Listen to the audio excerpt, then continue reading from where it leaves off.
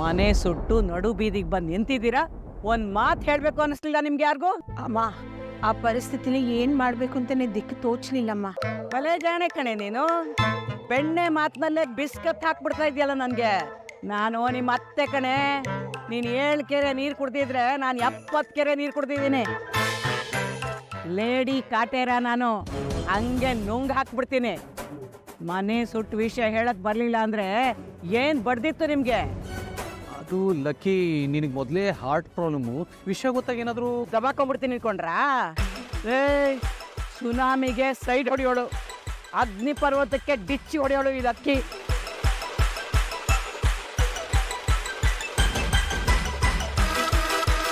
ಹೇಗೋ ವಿಚಾರ ಗೊತ್ತಾಗಿ ಬಂದಿದ್ದೀರಲ್ಲ, ಬಾಲಕ್ಕಿ ಒಳಗಡೆ. ಈ ರೀತಿ ಬೀದಿನಲ್ಲಿ ಕುತ್ಕೊಂಡು ರಂಪ ಮಾಡಿದ್ರೆ ನೋಡ್ದವ್ರು ಜೀನ್ ಅನ್ಕೋತಾರೆ. ಸುಮ್ಮನೆ ಮಿಂಚುಳ್ಳಿ, ನಿನ್ ಕೆನ್ನೆ ಯಾಕೋ ಮಿರಮಿರಿಂತ ಮಿಂಚ್ತಾ ಇದೆಯಲ್ಲ? ಹೆಚ್ಚಿಗೆ ಮಾತಾಡಿದ್ರೆ ತುರಿಯೋ ಮನೆಯಿಂದ ನಾಲ್ಗೆ ಸೀಳ್ಬಿಡ್ತೀನಿ ನೋಡು. ಅಮ್ಮ, ನಿನ್ನಿಂದ ವಿಷಯ ಮುಚ್ಚಿಟ್ಟಿದ್ದು ನಮ್ಮ ತಪ್ಪೆ. ದಯವಿಟ್ಟು ಕ್ಷಮಿಸ್ಬಿಡಮ್ಮ. ಅಮ್ಮ, ನಾವೆಲ್ಲ ನಿಮ್ಮ ಮಕ್ಕಳು.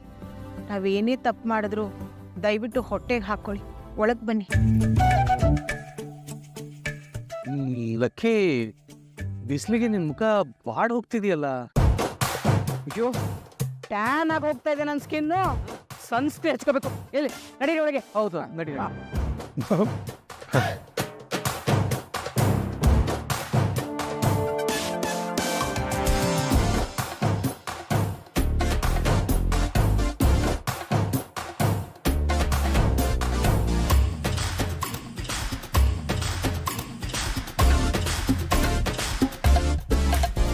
ಏನೋ ಮೂದೇವಿ, ನಾನು ಬಂದಾಗಿಂದ ನೋಡ್ತಾ ಇದ್ದೀನಿ ಬಾಯಿಗೆ ಬೀಗ ಹಾಕೊಂಡು ಕೂತಿದ್ಯಲ್ಲ. ಯಾಕೆ, ಯಾರು ನಾಲ್ಗೆ ಕತ್ತರ್ಸ್ ಹಾಕಿದಾರಾ? ಡಾರ್ಲಿಂಗ್, ಹಾಗೆಲ್ಲ ಏನಿಲ್ಲ. ನೀನು ಸ್ವಲ್ಪ ಗರಂ ಆಗಿದೆಯಲ್ಲ, ಕೋಲ್ಡ್ ಆಗಲಿ ಅಂತ ಕಾಯ್ತಿದ್ದೆ.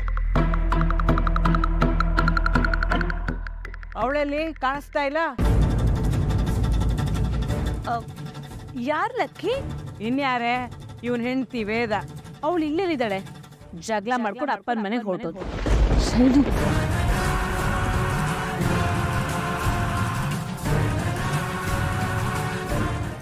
ಏನೇ ಇದು ಜಯ?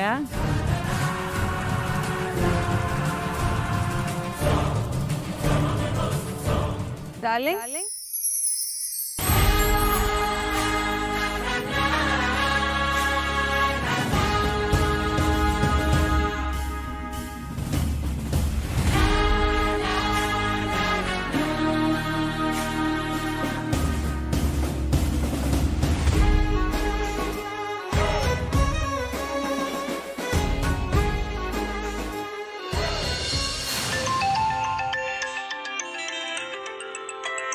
ಇವ್ರು ಯಾಕೆ ಇಷ್ಟೊತ್ತಲ್ಲಿ ಫೋನ್ ಮಾಡ್ತಾ ಇದ್ದಾರೆ? ಹಲೋ ಅಣ್ಣ, ಏನ್ ಇಷ್ಟೊತ್ತಲ್ಲಿ ಫೋನ್ ಮಾಡ್ತಾ ಇದ್ದೀರಾ? ಏನಾದರೂ ಪ್ರಾಬ್ಲಮಾ? ಹೌದು ತಾಯಿ, ಒಂದು ಇಕ್ಕಟ್ಟಿನ ಪರಿಸ್ಥಿತಿಲಿ ಸಿಕ್ಕಾಕೊಂಡಿದ್ದೀವಿ. ನೀವೇನು ಯೋಚನೆ ಮಾಡಬೇಡಿ. ನಿಮ್ಗೆ ಎಷ್ಟು ಹಣ ಬೇಕೋ ಹೇಳಿ, ನಾನು ಕಳಿಸ್ಕೊಡ್ತೀನಿ. ಅಯ್ಯೋ, ಸಮಸ್ಯೆ ಹಣದಲ್ಲಮ್ಮ.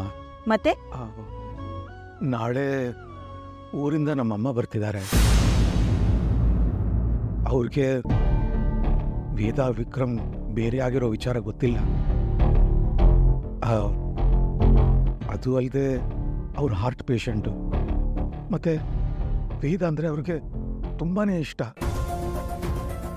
ಒಂದು ವೇಳೆ ಅವ್ರಿಗೇನಾದರೂ ಹೀಗೆ ನಡೆದಿದೆ ಅಂತ ಗೊತ್ತಾದರೆ ನೊಂದ್ಕೊಂಡು ಅವ್ರಿಗೇನಾದರೂ ಹೆಚ್ಚು ಕಡಿಮೆ ಆಗ್ಬಿಡುತ್ತೋ ಅಂತ ಭಯ ಆಗ್ತಿದೆ ನನಗೆ. ಕೇಳ್ತಾ ಇದ್ರೆ ನನಗೂ ಭಯ ಆಗ್ತಾ ಇದೆ. ಆದ್ರೆ ನಾವೇನ್ ಮಾಡ್ಬೇಕಣ್ಣ?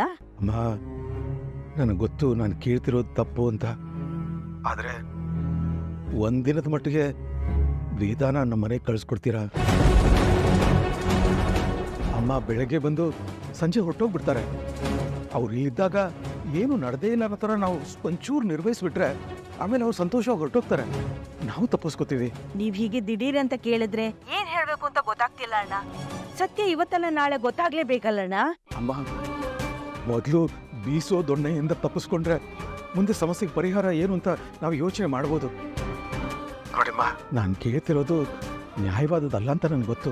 ಹಾಗೆ ವೇದ ಭಾವನೆಗಳ ಜೊತೆ ಆಟ ಆಡೋದು ಅಪರಾಧ ಅಂತನೂ ಗೊತ್ತು. ಆದರೆ ನಮ್ಮ ತಾಯಿ ಪ್ರಾಣದ ವಿಷಯ ಅಂತ ಬಂದಾಗ ನನಗೆ ಬೇರೆ ದಾರಿ ತೋರಿಸ್ತಾ ಇಲ್ಲ ನೋಡಿ. ಇದು ಒಂದ್ಸಲ ಮನಸ್ಸು ಗಟ್ಟಿ ಮಾಡಿಕೊಂಡು ಸಹಾಯ ಮಾಡಿ, ದಯವಿಟ್ಟು ಆಗಲ್ಲ ಅಂತ ಹೇಳ್ಬಿಡಿ.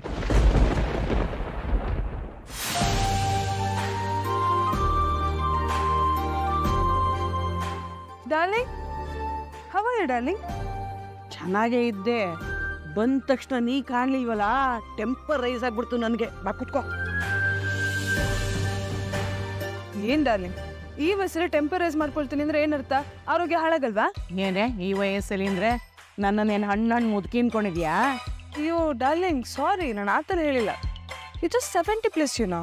ಆಹಾ, ಮಾತಿನಲ್ಲೇ ಮನಸ್ಸು ಕರಗಿಸೋದನ್ನ ನಿಮ್ಮ ಅತ್ತೆ ನಿಂಗೆ ಚೆನ್ನಾಗಿ ಹೇಳ್ಕೊಟ್ಟಿದ್ದಾಳೆ.